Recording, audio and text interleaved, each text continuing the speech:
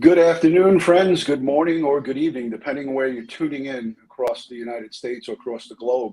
Welcome to another edition of Crime Time with DutyRon and Ed Wallace, and also Melanie Little. We are retired New York City police detectives and a retired attorney. We're here to talk about the verdict for Trezell and Jacqueline West. So we are just waiting for the court to come up. We found out that the live feed will not be live on video from we got this from actually Bakersfield now. We didn't get confirmation from KGET, but we are able to listen to the verdicts live and give you guys play-by-play. Unfortunately, the cameras in the courtroom, ladies and gentlemen, they are not allowing to have a live feed, but if we see it and it's being broadcast, we'll bring it to you. Ed Wallace, it's great to see you back, my brother. I'm glad that you're back on U.S. soil. Everybody's missed you. What is your thoughts on this verdict? I know you've been following it closely, but you've been outside the country as well. Well, I got white knuckles on this one, so it's like a flip of a coin. I don't know which way to go on it. I know what I feel based upon the forensics and based upon the evidence, but there's never a sure thing with a jury. Yeah, message agreed. Melanie, I know you're in California, but you're far, far away from Bakersfield. You're going to a concert tonight with family, and you were so kind. You just got in at 4 a.m. California time. Yeah. So, Mel, what's your thoughts on this? When I heard that this verdict was coming in today, I thought, well, maybe I'll go to Bakersfield, but it's 3.5 hours away. I never would have made it in time. This is the day that we've all been waiting for. My thoughts are that I really think the jury gave this case a lot of consideration. I know people thought they were out for a very long time, but really, when you think about it, they went out late on Tuesday. They deliberated Wednesday, Thursday, so it wasn't even 3 full days. They did ask for a couple of readbacks of the testimony of Adrian and of the testimony of the neighbor who had the cameras that were focused on the house the day that the boys were reported missing. So I think they've given this case a lot of consideration, and we all have our fingers crossed here that we're going to get justice today. We're classic and sincere, so yeah, I'm hopeful, absolutely. But I'm very nervous. We're keeping our fingers crossed. I actually didn't get much sleep last night because I did an 11:45 p.m. live stream New York time, and I didn't get to sleep till probably about 3:30. So I'm asking everybody in the chat to put some blue hearts and prayer emojis for a just and righteous verdict. We want guilty across the board. We don't know what we're going to get, and it's very hard to predict what a jury is going to say or do. And I know, Ed Wallace, you also have a lot of experience as a professional who testifies at at trials and so forth. Juries, they surprise us a lot, right, Ed? Yeah, absolutely. And some of them will get hung up on the fact that they don't have any bodies. Right. And here we are in a no-body homicide case, too. Yeah, and they have to look at the totality of the circumstances here. Like I said, I had a no-body homicide of a mother and son, and they were found they were found guilty and convicted of the homicide based on the totality of both the circumstantial and forensic evidence that we discovered. Right. So a lot of people are getting caught up on that part, Ed, is that they're saying, well, because we don't have a body, that, it's tough for them to come to a guilty verdict. But we heard the district attorney in Kern County, she mentioned at the press conference a long, long time ago when they were arrested and going to trial, that they've successfully prosecuted quite a few no-body homicide cases in Kern County. So that's the good news. Melanie, I wanted to go to you on some of your take on the legal aspects of, what are the possibilities of what we could see here? We could see a guilty, not guilty, and what are some of the other possibilities that the jury could come back in? Let's go over all those while we're waiting. Right. Well, I'm just looking at the Twitter feed for KGET, and they have not even let the press in yet. All the attorneys are there. Bailiff said they're dealing with some issues, but they hope to begin letting people in soon. I mean, look, based on the evidence, they could find the defendants guilty of the murder of Orrin, because we have direct testimony from Adrian saying that he saw Orrin die, or that he saw his body after he died and he touched it and it was cold. And was told. And was told, not right, and was told that he died. They could also infer the death of Orson based on the fact that they lied and said that he was with Grandma Maria. Maria says she never babysat for those kids and never took care of the kids. And then Wanda's testimony about the kids allegedly being in the back seat. There's so many dots to connect here. And I really think that it's not a far leap to assume, yes, the boys are dead. Yes, they did kill them. Even without bodies, that is a possibility. And that's the one we're hoping for here. Yeah, we're hoping and praying. And I mean, there's so many people here in the chat throwing up those prayer emojis and the blue hearts. And there was the defense heavily questioned a lot of the investigators' techniques and also their experience. And, you know, when you and I got together early on in this case, we talked about Bakersfield, California, having a large police department. But California City is a small, very, very small police department. And the DA admitted in his closing that they were not equipped to handle this type of investigation. And, you know, Ed, remember we said it was a good thing that they reached out to not only the FBI, but also Bakersfield Police Department. How important is that when it comes to crime scene and evidence collection to have an experienced police department? I know you talk about it all the time. Well, the more experienced you are, the less likely you are to make a mistake. Okay. Everybody's got to crawl before they walk, and everybody's got to walk before they can run. If you don't have the experience under your belt to conduct a thorough crime scene investigation, you may have all the book knowledge in the world, all the training in the world. Okay. If you don't have the practice, it could hinder the investigation, because a lot of lessons are learned by making tiny little mistakes in the beginning of your career, and then understanding those mistakes, understanding the correct protocols and procedures that need to be applied. And also, these are perishable skills. And if you don't use them, you lose them. So if you're not out there conducting forensics every day, like there are certain agencies in the federal government, you know, they have like an evidence response team, but they're not doing it 24/7, 365. They wear multiple hats. And so they never truly get the needed experience. And it sometimes is reflected in how they do things and what they collect and what they submit as evidence. Yeah, and that's a big thing. You bring that up quite often, Ed. You know, rushing to collecting evidence in an improper way. And I think, Melanie, you can agree. We watched the defense attack every aspect of, even when they had the forensic examiner, the female who interviewed the boys. They questioned the tactics that they use and the communication they use on Facebook. They made a mistake by communicating on Facebook. Melanie, do you think that's going to hurt? No, in this case? here's what I think is they're going to look at. And look, juries don't leave their common sense at the door, right? The night they were reported missing, they said that they were playing with chalk on the back deck and they must have run out the gate. There were no footprints in the dirt.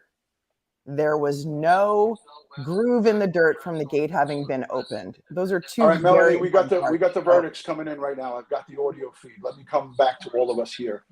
I'm listening right now to it.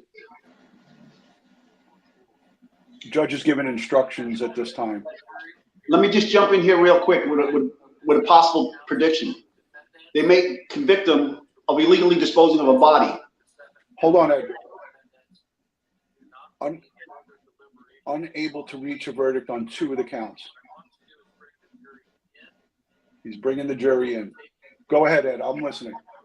I'm saying if they don't get him on the homicide, they may convict on illegally disposing of a body or mishandling of a decedent or something to that effect. Yes, 5 out of the 7 verdicts have been reached.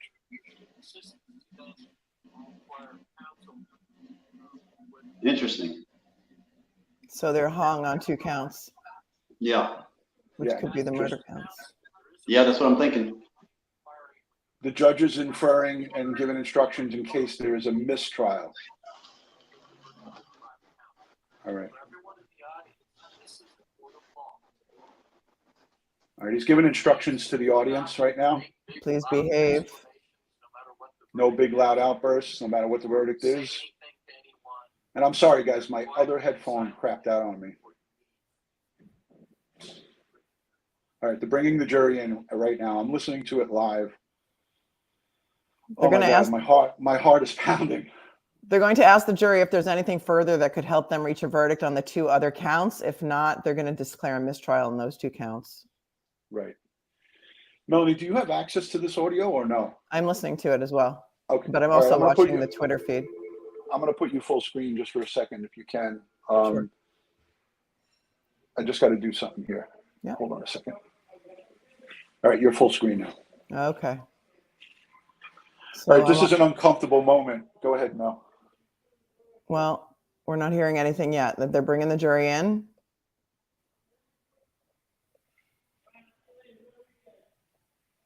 So they may pull the jury and ask each one individually if there's anything that they can further deliberate on that would help them reach a verdict on the 2 counts they have not reached a decision on. Again, my gut tells me that those are the 2 murder charges, but we are going to have to see. I'm with you on that, Melanie. In the event of a mistrial on the 2 murder counts, my understanding would be that they may be able to be tried again if bodies are eventually found. I don't know. This is very tense here. Yeah, typically, that's the case on the mistrial. They may be able to go after them again on those 2 counts. Right, because it's not a not guilty verdict, right? So Right. double jeopardy would not attach. That's correct. Courtroom is packed. Trezell and Jacqueline are present with their attorneys. Prosecutor Eric Smith, lead investigator Sergeant Thomas Hernandez from Bakersfield Police Department is in the courtroom.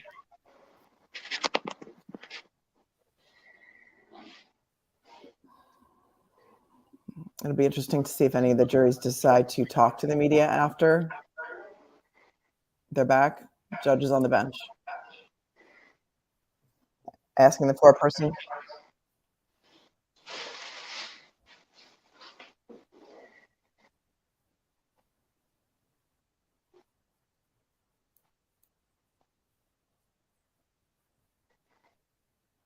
Counts 4 and 5. Here on your note on behalf of all the jurors that you do not believe further deliberation will result in a verdict.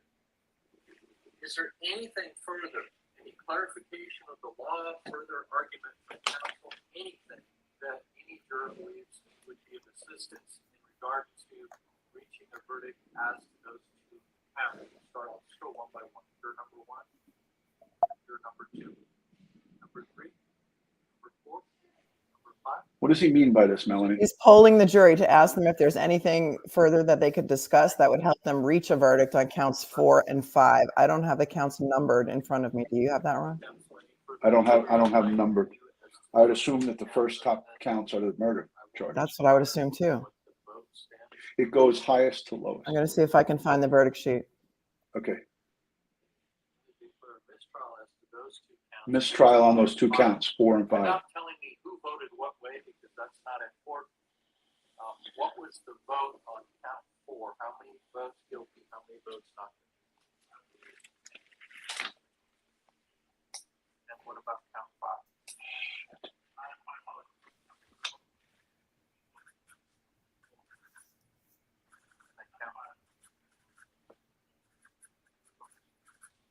All right, we'll go ahead and take the verdict forms. So counts 4 and 5, mistrial. Melanie, you'll have to explain to us what that means at the end for the people that are watching. I only heard that on count 5 they were 10 guilty, 2 not guilty. I think that's what I heard. First for Yeah, and Trezell West, count 4, 8 and 4. Jacqueline West. 8 guilty, 4 not. Start with Trezell West. All right, they're doing them individually. They're starting with Trezell West first. Oh, God.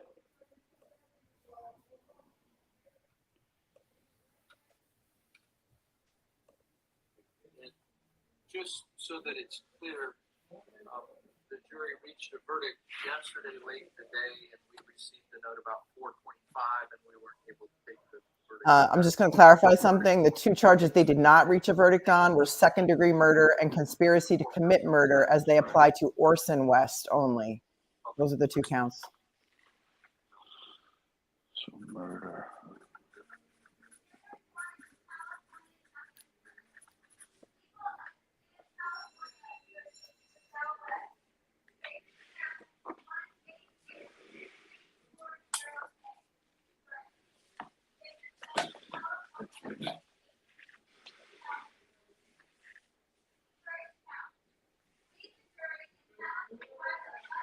Ronnie.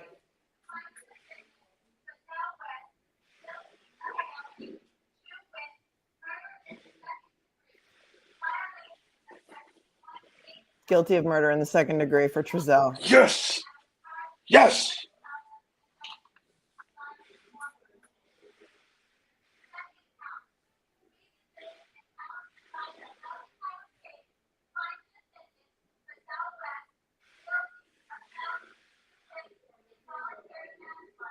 Yes. Guilty of felony involuntary manslaughter. Yep.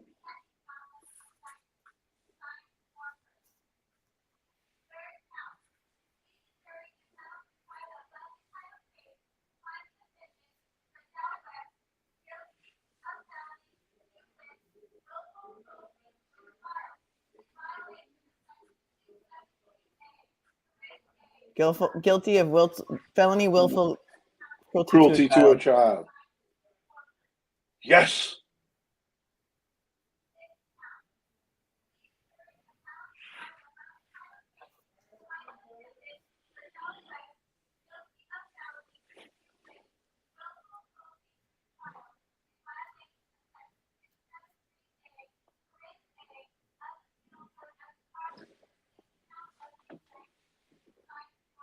Guilty of felony cruelty to a child with regard to Orson. That's count 6.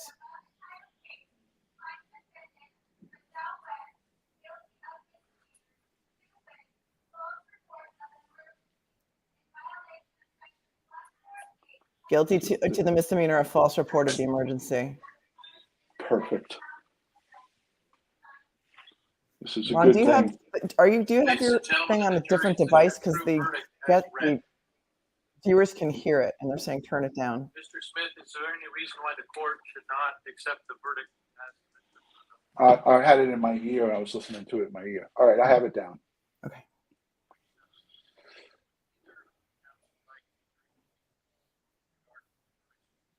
He's asking about polling now. All right, I'm just keeping notes of all of this. Mel, are you writing some of this down too? Yeah. All right.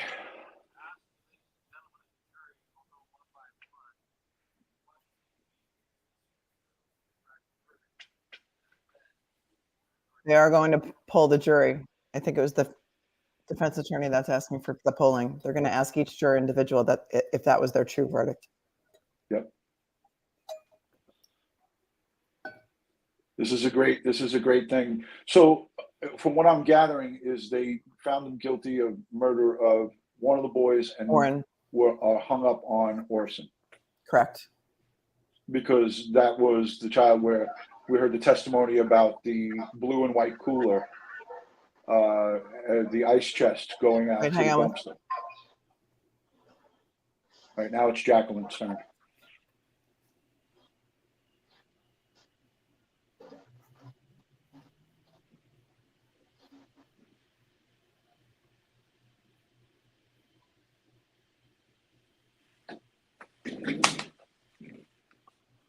All right, so now it's Jacqueline. You guys can't hear what I'm listening to, right? I hear it in my headphones because I have it on my computer.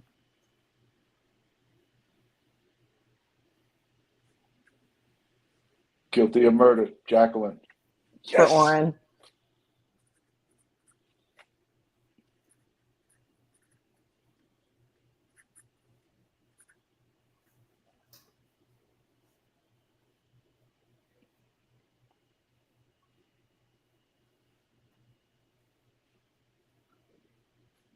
Involuntary manslaughter, guilty. Jackie. For Oren.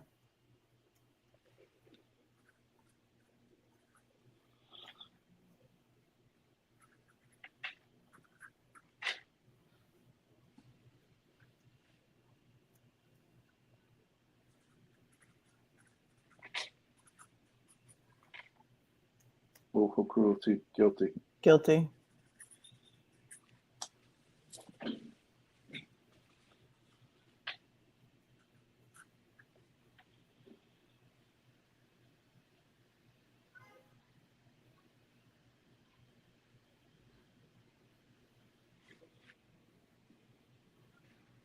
Willful cruelty, guilty. Again. That's with respect to Orson. Yes.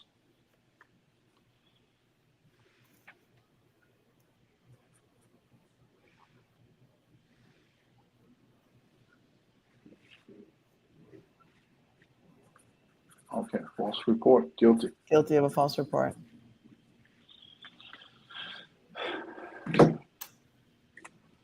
Man, my heart is, I'm so happy right now, but I'm so worried about what we got to hear about here with this mistrial part. Well, I say they take the win and they don't prosecute on the last two. They're still There's going to get enough- life for the one, right?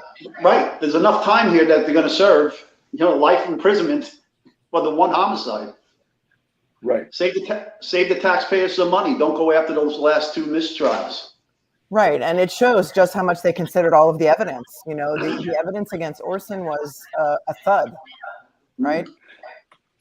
Right. So, guys, they're going to have the life in prison on the murder charges on the one murder charge, but plus the conspiracy. That's also, I believe, 20 years, 20 to life, or 25. And willful cruelty, felony willful cruelty to a child. I don't think that they're going to get out anytime soon. And as far as I'm concerned with this, and I think Ed and Melanie, we all are in agreement, they won't ever see the light of day again. They'll live their rest of their natural born life in a cage behind bars where they belong. Right, and then this way, if they ever do find a body for Orson, they can be retried. Right, and federally too. And what? Federally. Human rights violations. Okay, but that's far. They're not going to probably do that, but they're going to go through their appeal process. So this is they're going to get sentencing, and they're going to file an appeal. But all that time they're going to be in. Yeah, they're not getting out.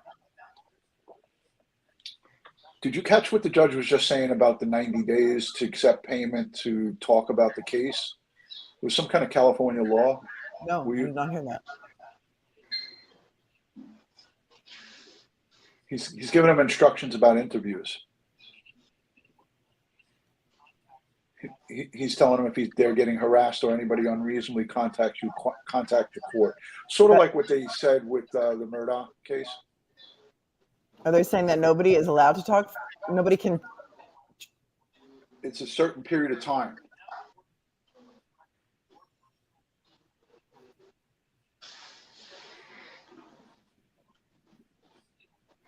He's sealing their names, address, and telephone numbers. As well, he should.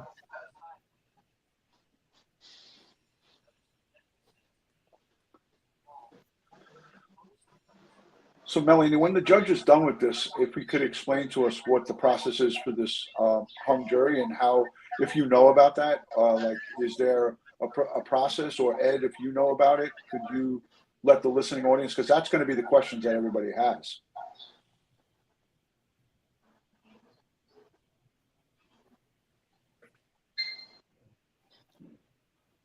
He's dismissing him now. I think it's moot at this point. Yeah. It's again, Melanie and I, we both concur that it's up to the prosecutor if they want to go after those, take these two defendants and go after them again for those two mistrial cases. I say no. You got the win. Take the W, put it in the column, move on. Right. I just want to say quickly here and publicly, I'm sending, again, positive vibes to Roro, the biological family, the prosecutor, the police all the investigators and everybody who was involved in this successful prosecution. You know, just because they didn't get guilty verdicts for, you know, they got it for Oren, or wait, no, they got it for Orson. Oren and not Orson. Mm-hmm. Yes. So it's not a loss. Like, people are going to like chalk it up to that it's a loss. No, it's not a loss. Melanie, talk a little bit about that. I think it's a win. I think it's a win. I think we all have to remember that it's a win. And I think that if we are truthful about all of the evidence that we heard, the jury felt that they really did not hear enough evidence to prove that the West murdered Orson. I mean, we know that he disappeared. We know that he's gone. They could have inferred that they were killed, but they did not do that in this case. So it is not a mistrial. It's a hung jury, which means that the state has the opportunity to, if they so choose, to try them again on those charges. My feeling is that they probably will not do that in this case. I think it may be better to see if a body is ever found, and if they have more forensic evidence, then they can retry them on that case and get a slam dunk at that time. Yeah, but it is a win today. It is a win. I know it doesn't feel like 100% of a win, but they will get life in prison for all your the thoughts? charges they were convicted on. Yeah, I concur 100%. Yeah. So again, it's a win for the prosecution. It's a loss for the defense, and for all of us that are watching. Hold on a second. For all of us watching, I can't. What did I do? I got rid of Ed for a second. Hold on a second. I'm trying to mute the noise, and it's not Ed's fault because we didn't give him any notice, really. I gave him like 2 seconds notice that we were going live, so Ed doesn't have his earbuds. But thank you for muting, Ed. What I'm saying is we were live late last night, and we were all very nervous about this. This is not the worst case scenario. This is the best case scenario. I really and honestly, truly believe that Jacqueline and Trezell West now, barring, of course, the lawyers are going to put in appeals and so forth. I know, Melanie, you could talk extensively about that. That's standard procedure. Done. And I see 5150 in the chat. We have 5,150 people. That's the code for criminal insanity. I know. That's what I thought you were talking about.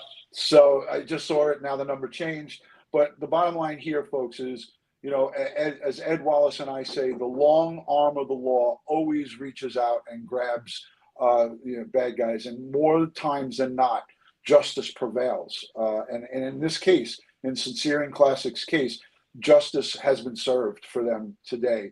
And I don't know if we've heard the last of it. I don't know if we've heard the last of it. Where they go from here is probably anybody's guess. But as Ed said and Melanie said, it makes a lot of sense to save the taxpayers' money, save the families and everyone a lot of anxiety, grief, and heartache, and just let these two rot in their cage behind bars.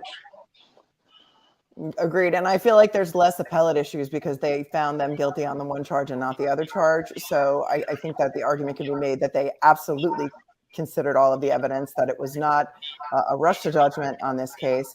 And I think that the verdict is going to stand. Understand that I think in California, you have 60 days to file a notice of appeal. Really, it's just a piece of paper that says you intend to appeal. You don't even have to say what the grounds are. It's something that's done in every case, so you can expect that to happen in this case. But we got justice today, you guys. We really did. So the state of California got justice. The family got justice.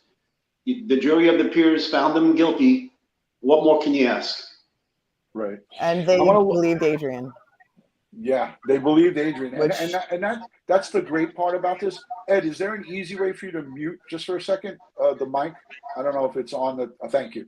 I don't know if it's because I have earbuds in, but it sounds really loud to me. So apologies, Ed.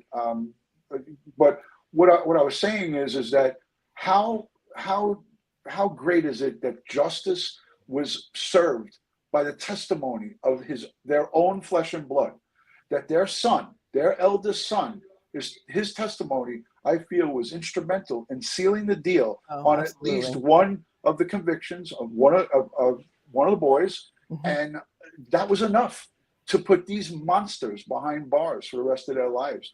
And I mean, the people of Bakersfield and the great, citizens and folks who were seeking justice got it today. Based on the eyewitness testimony of a 10-year-old child. They tried to poke a lot of holes in the questioning and the way that he was questioned, and the fact that, Officer Hansen wasn't experienced enough to interview him. But, the importance was getting a statement from the children right away, close in time to the missing, the 911 call. And that's what he did.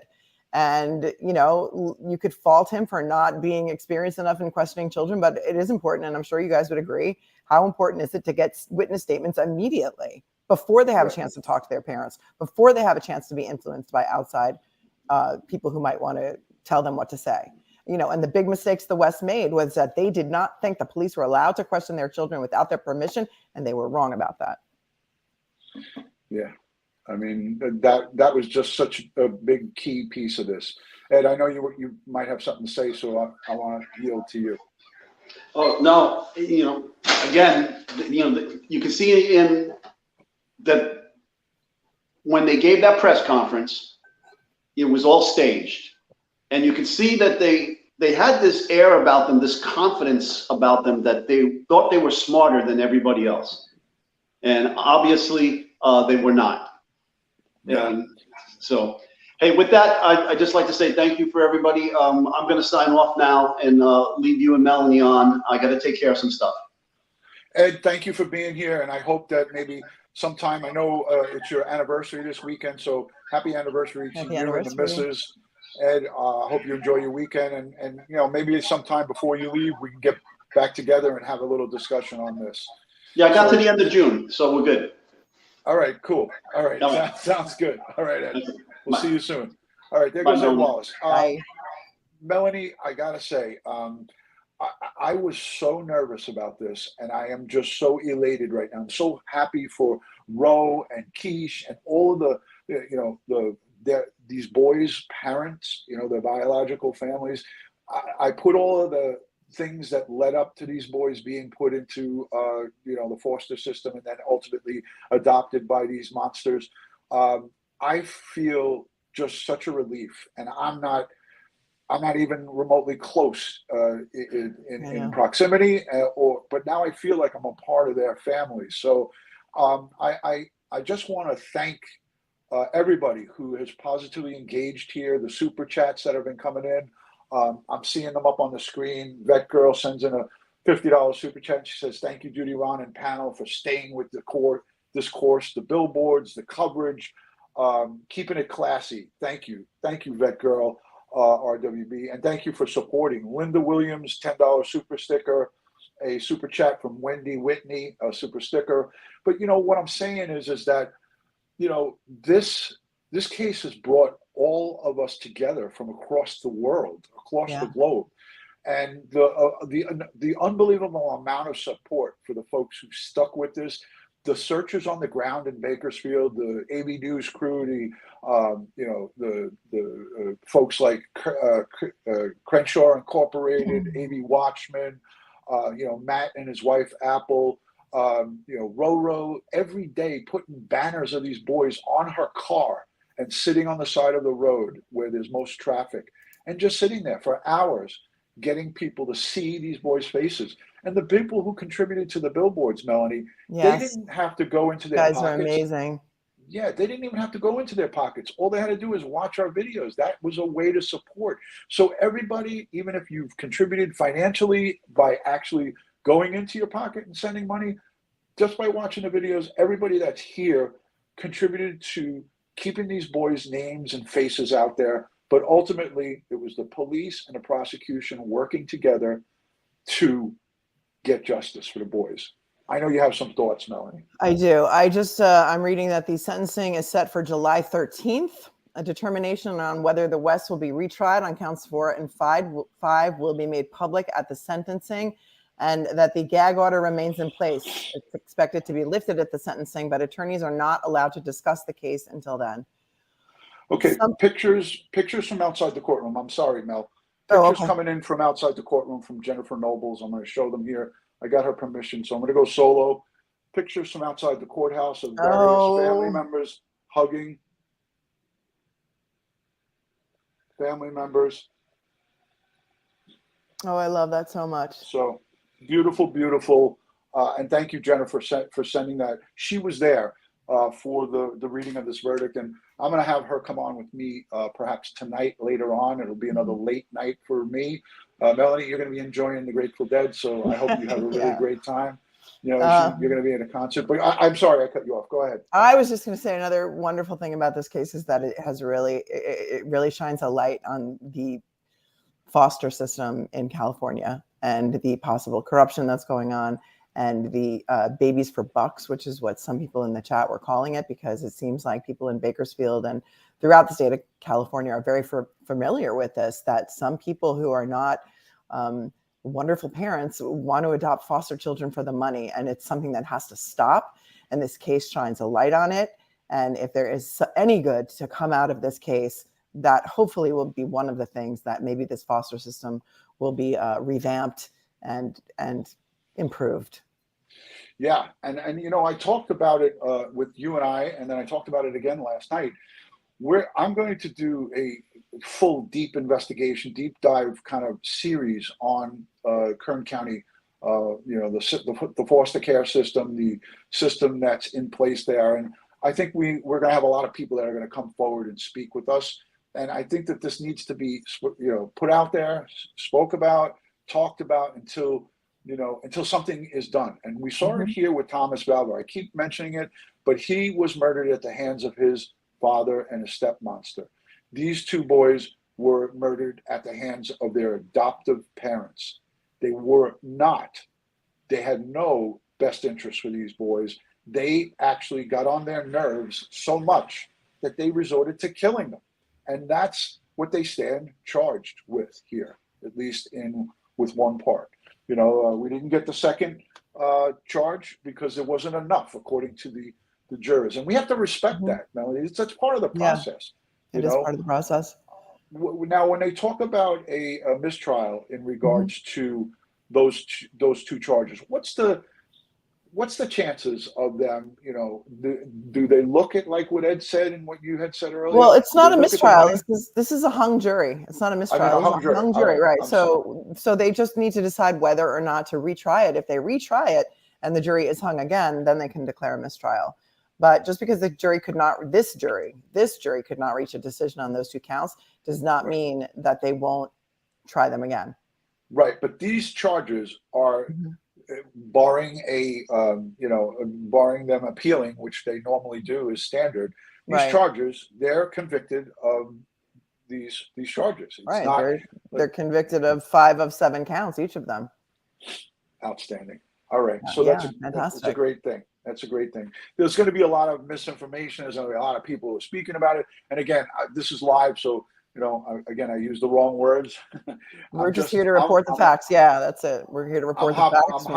I'm hopped up, and we're reporting the facts. But at the same time, I showed the celebration that's happening outside of the Kern County Courthouse right now. Thanks to Jennifer Noble. I'm just going to check real quick before we hop off here to see if there's any more. Oh, here it is. There's some more great photos. Here's Jennifer out in front of the courthouse with one of the Bio families, one of the gals from the Bio family. So Jennifer is representing. Here's a picture. Let me go full screen with this and get this off. Hold on a second. I gotta. That's me. I don't have the pictures. Reading in the chat. Let's see. Yeah, everybody's agreeing with me about the foster system, and it is definitely an emotional moment for all of us. We've been covering this case. You've been covering it way longer than I have, but I've been covering it since the beginning of the trial. Everybody can still hear you, by the way. Is that your billboard in banner form? That's the banner that we made the billboard off that banner. So that's outside the courthouse, and here is Jennifer Nobles. And I'm sorry, I don't know who exactly that is, but I know everyone's going to crucify me for that. But Jennifer, I mean, been there since day one. Lots of hugs and lots of hugs and kisses all around. So thank you for sharing that, Jen. Crime Beauty is asking in the chat, and for those of you who just turned in, what are the 2 charges the jury was hung on? The 2 charges the jury was hung on was a first-degree felony murder of Orson and first degree or involuntary manslaughter of arson. So it was only the arson counts of murder and involuntary manslaughter that they were hung up on. Yeah, so I have it all written down. I'm going to go over it tonight. I'm going to ask Ro if she's capable of coming on and speaking with us about the inside the courtroom perspective. We'll continue to talk about this. I want to thank everybody for being here in the live interactive chat. If you can, take a moment to give this video a thumbs up, give it a like, give us a subscription, subscribe to the channel. There's over 4,000 and at one point over 5,000 people watching this live. That means that a lot of you are interested in this case. I'm going to have Pete Carrasco. He's a retired Queens District Attorney, and he is also now a criminal defense attorney. I'm going to have him come on with me perhaps Monday or Tuesday night to go over some of the questions that we may have. Melanie, if you're available when you come back, I'll have you and Pete come on. He's a great friend from Long Island as well. So we'll go over a lot of stuff. But Melanie, thank you for taking out the time. You've had a long day, night traveling, and it was just so great that you were able to come on here and give us your perspective. We greatly appreciate you. So. Oh, I wasn't going to miss this. This was really an important day. This is the one we all had to be here for, and it's just like I'm overcome. Yeah. Everyone in the chat is just so happy, and I'm glad. Right. Let me highlight some of these questions. Let me highlight some of these comments here because I feel bad. Heather Whatever sends in a $4.99 super sticker. People are saying enjoyed the concert, Melanie. Thank you. DutyRon says Deborah. Awesome pictures. Much love. And they love Pete. Thank you, some Jolina. Thank you. The screen is so small on the phone. I hate doing this on the phone. Allison BD says enjoy the concert, Melanie. Ortiz. Go ahead. It'll be interesting. I can't speak today, really. I haven't had sleep. It will be interesting to see how much coverage this verdict receives because, like in the beginning, everybody was covering this trial and then, or covering the missing boys. And then when the trial started, the coverage dropped off significantly. And it will be interesting to see, if this case makes the national news. We've been following the local news to get all of our information. And, thank God for KGET and Bakersfield. But aside from that, this has not really been out there. Yeah. I mean, occasionally we see it on Court TV or News Nation, but not very often. So let's hope this gets out there. And the sad part about that, Melanie, is in the beginning, Court TV and Good Morning America even covered these boys. And, right. John Walsh from America's Most Wanted at the time was covering it. People were speaking about it quite extensively in 2020 and early 2021. Mm-hmm. And then it just, other cases started happening. And, I think that we had a perfect storm. We had the Lori Shallow-Vallow trial. We had Letitia Stout. And we had Trezell and Jacqueline West going on all at once. The boys got overshadowed by the mainstream media. They got overshadowed by these smaller news outlets that specialize in trials. Court TV, they were doing some stuff on it in the beginning. And then unfortunately, they, I guess, just pick and choose what they're going to cover. And that's why I was so happy that I was able to meet you through Bill and continue this conversation and continue. I would have covered it solo, but it makes it so much better when you have some folks from the trades like yourself as an experienced trial attorney. I can't say how much I appreciate and thank you for, you being here and, co-hosting when Ed's traveling all around the world. So, when Ed comes back full steam, I know we're going to still have you on, and maybe there'll be a trio here. So one never knows, does one? My pleasure. My pleasure, really. Yes. So on behalf of Melanie Little, Ed Wallace, and Crime Time with DutyRon, I send all of my best to the Bio family, to everyone in Bakersfield, and everyone who has been following this case. There's been a lot of love worldwide for our boys, Sincere and Classic. I want to just take this moment to say this is what we've been waiting for. no matter what you hear, no matter how you hear these toxic streets talk about these boys and what happened today, we have a win. And Melanie, Ed, and I are all on the same page, and I think we all here in the chat are. We have a win because Trezell and Jacqueline West will not, upon sentencing, see the light of day ever again. They will be in a cage to rot for the rest of their natural born life. And that is what's important. Not that they didn't get the conviction on the other two charges. I mean, obviously we'd like to have seen it right straight across the board, but let's think logically here, folks, and that it is what it is. Oh, who's back? Oh, that's Josh. Josh might have something interesting for us. Oh. This might be a video, perhaps, and I'm not sure. Let me look at my phone, because they might have released a video, and if that's the case, I would love to stay live for this so we can. Yeah, let's do that. play And that. hey, happy Friday, everyone. This makes for a great weekend, doesn't it? I'm going to put you solo as I try to. Okay, here we go. Here we go. Mr. Smith, is there any reason why the court should not accept? Even know who they were looking for, but two babies. Okay, we're going to take a live look out now to Roro, who is the cousin of the biological father, speaking after this verdict.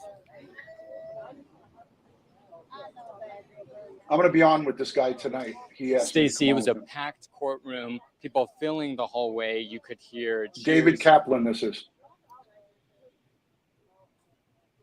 You could hear people crying. And I want to show you all the people here outside the courtroom. It is full of people, supporters. These are family members of the boys, supporters. And take a look at this banner. You can see, just want to make sure you guys have a look at the scene here. And this banner has been since the beginning with the reward money and the number to call for the boys. And I'd say at least a good 30 or 40 people here. So we're gonna get a listen now of what the supporters are saying. Going to Ro, who's a family member. Somebody knows where these babies' bodies is. Yes. Somebody know. And y'all continue to keep their children in prayer. Yes. Because they didn't just take these children, they took their own children. They fatherless and they motherless, and they got to go through the system now. Yes. And I know we say an eye for an eye and a tooth, whatever that is, but we ain't claiming that because these are still children. Amen. At the end of the day, that they damaged, that their parents damaged them. So y'all need to keep them up in prayer too, regardless.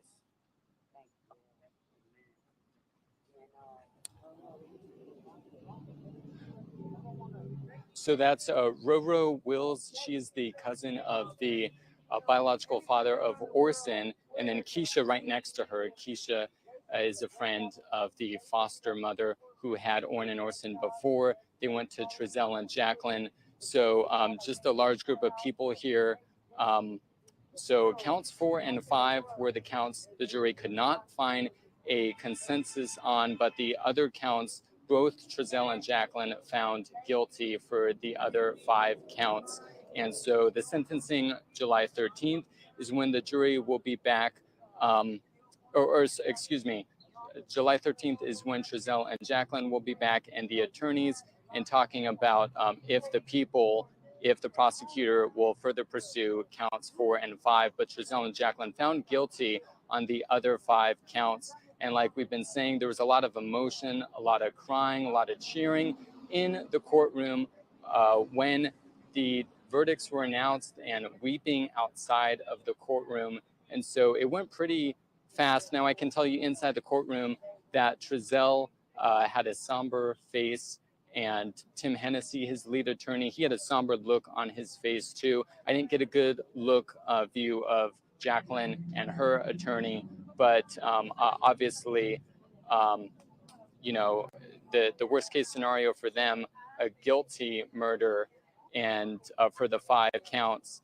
And prosecutor Eric Smith, pretty straight face, no emotion, but 2.5 years. Supporters, family members have been waiting for this verdict, and it's been a long trial over 2 months. So just a lot of people saying, you know, they got what they wanted as far as the verdict, but as you heard Ro and Keisha say, they still want the bodies to be found. They still don't know where the boys are found. That's still the big nugget that has not been answered yet. Where are the boys? but they're saying now Trezell and Jacqueline are locked up. Stacy, back to you. All right. Thanks, David. Now, you've been following this case.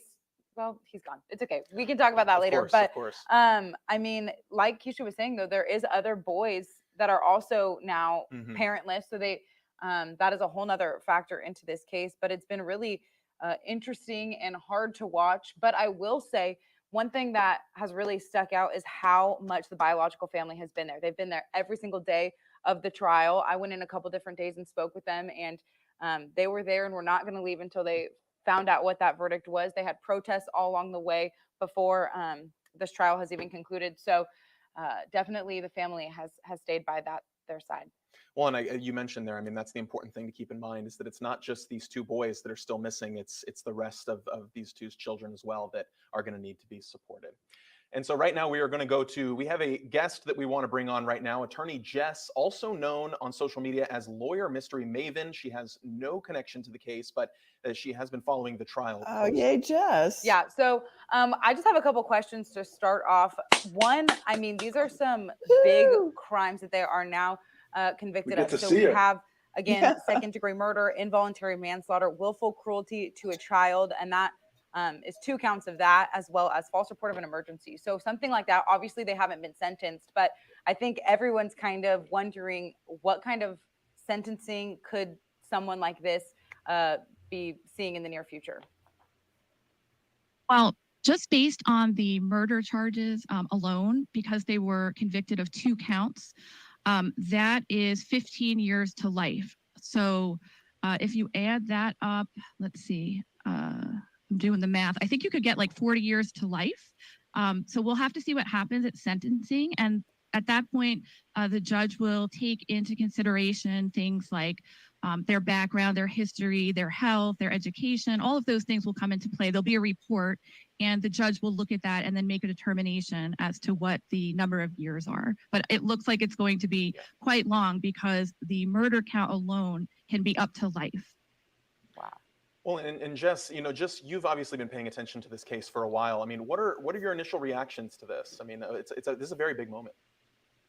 Yeah, it is. And to be honest with you, I had concerns. I've been following this since day one, and every single day listening and taking notes and trying to synthesize my thoughts. And as we got towards the end, I really started to have more concerns, because in particular with the counts with Orson, there wasn't a lot of information in terms of the evidence as to what specifically happened. There was testimony of one child, and that child had said that he heard a thud, and the next day he never saw Orson again. So when he was asked to describe the noise, he had said that it was like a soap bottle, like a shampoo bottle falling on the floor. So in order for the jury to convict on that do you think that was the reason the testimony going into Orson? All right. From that one son, do you think those were the they would deciding have factors to of what really could have make made quite them guilty on one count, where quite the an second inference, one and you're they talking about couldn't quite 12 come. All right, I'm gonna remove that because we were having a little technical difficulty, and there was some noise in the background. I got all kinds of high lows and jackhammers going. I'm working in the warehouse, so listen. Jess is a great resource. She's been on this thing since, like she said, since the trial started, and then she was covering the case, obviously, way before that. So if we look at this, they're in their 40s now, and if they were to get the minimum, which would be around 40-ish years, they'd be in their 80s. You don't do well in prison for 40 plus years. So true. This is true. I have a comment here. I just want to read this because so far this is one of my favorite comments from Def. He says, I'm a trucker. I listen to this live while driving, and as a grown man, I'm driving down the road ugly crying. I need to pull over. Thankful for this verdict. I think that I respect you for the way that a lot most, of us are feeling right now. Right. But most truckers, you think of them as tough guys. And, right. Even like us cops, we're not going to cry. I was fighting back tears of joy in this thing. So we're all rejoicing. We're all celebrating. And again, I'll be back on later on tonight. I don't know the exact time, but I'm going to definitely get on tonight and maybe have some folks come up and have a town hall meeting where we can all speak about it. So I hope everyone will consider joining me later on tonight. I don't know when that will be. Melanie, you'll be enjoying the concert. Today I will be at the forum. You know, people said this well, and that reporter said it well. These kids who testified, all of them, you know, not just the biological kids, all of the fosters, you know, that 16-year-old, I believe his last name was Thomas or Thompson, that kid got up on the stand and gave riveting testimony about how Jacqueline Trezell treated his brothers. And that set up for this jury, and it set up for them who Jacqueline and Trezell West really were before the deaths of these two boys, Sincere and Classy. Right. So I think that was a very important and compelling testimony by that young man who was very well spoken and knew exactly what he was saying. So, and he will need intensive therapy, and I think all of the children are going to need intensive therapy.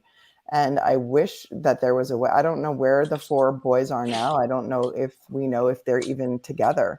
But I wish there was a way that there could be some sort of an application process where some of these really good people could come out and say, I want to take these boys in. I want to take all of them.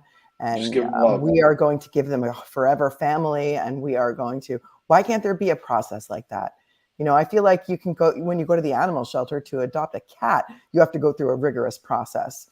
You know, why can't there be some sort of application process where people can come in and volunteer and be vetted?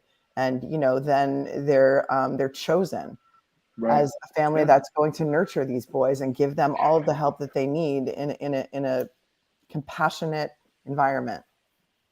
You're 100% right. And, you know, we're going to talk more about it. We're going to get into it on another live. We're going to continue this conversation.